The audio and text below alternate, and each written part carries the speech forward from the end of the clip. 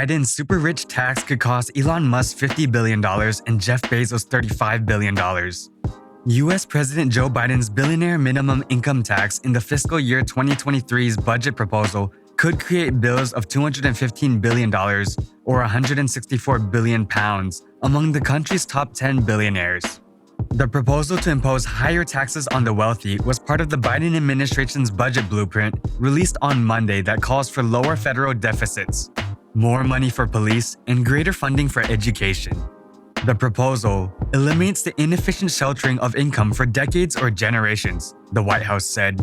At a press conference, Mr. Biden said 1/100th of Americans would be subjected to the tax.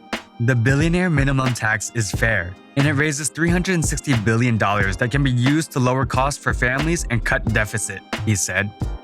For years, some of the wealthiest Americans have paid little to no federal income tax thanks to U.S. laws that don't recognize unrealized gains, such as stocks or property, as taxable income.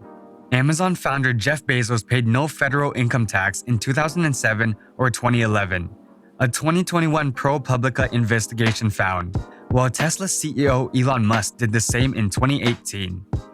U.S. President Joe Biden wants to reform the system by introducing a minimum tax on billionaires that he unveiled today, March 28, as part of a budget proposal for the next fiscal year.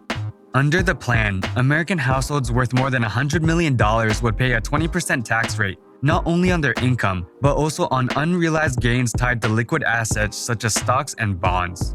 While the billionaire's tax faces an uncertain road to passage in Congress, it has the potential to drastically change what ultra-wealthy Americans like Musk and Bezos owe to the IRS. Musk, Bezos, would owe billions under new tax plan.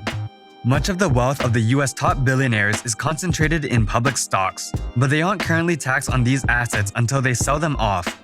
Under Biden's proposal, these assets would still be taxable even if they haven't been sold. The White House would give households 9 years to pay taxes on previously unrealized income, assuming that 100% of the market value of shares in the companies they founded is taxable. Musk would owe an additional $50 billion in taxes, while Bezos would owe $35 billion in taxes, according to an estimate by University of California, Berkeley economist Gabriel Zuckman. All told, the top 10 U.S. billionaires would pay at least $215 billion over the next 10 years under the new tax.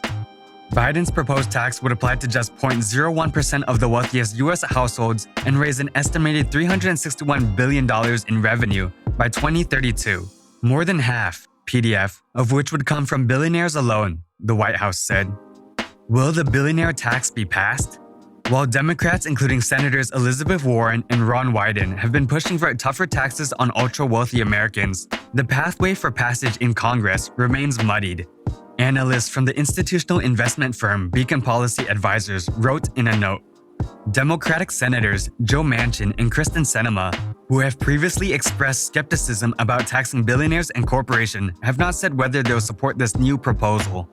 The proposed tax have been panned by billionaires who have called it unconstitutional. Grocery chain Gristidis Foods CEO John Catsimatidis said that the move to tax the ultra-rich is stupid. I think it's stupid to punish the people that create the jobs and make the money, he said. I create jobs. I don't make most of my money in hedge funds. I don't make most of my money in the stock market. I'm different. Billionaire hedge fund manager Leon Cooperman said that the tax does not make any sense. It's dead on arrival, it's not constitutional, and it does not make any sense, he told the Daily Beast. Why don't they eliminate the loopholes in the tax code? Under the current system, the ultra-wealthy often utilize loopholes or charitable deductions to write down their tax obligations once they are due. Many billionaires can also avoid paying meaningful taxes for years by holding onto liquid assets. They are also able to borrow large amounts of money using shares as collateral, which prevents them from incurring taxation.